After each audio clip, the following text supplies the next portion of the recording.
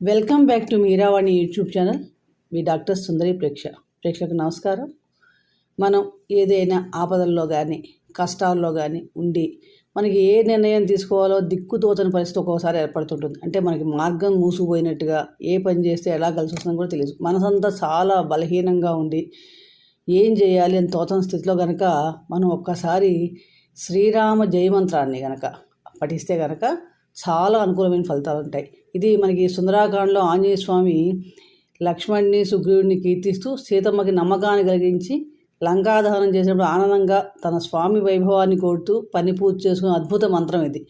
ఈ మంత్రాన్ని జైతతి బలో రామలక్ష్మణస్య మహాబలహ, ఈ మంత్రాన్ని కనుక చక్కగా పఠించి మనసు నిండా ఆ స్వామివారికి ఒక కొబ్బరికాయ కొట్టి పంచదారతో నివేదించిన తర్వాత మనం ఆలోచిస్తే మనకి మార్గం సుగమై మనకి చక్కగా పరిష్కారం కూడా తొందరగా లభిస్తుంది అన్నమాట.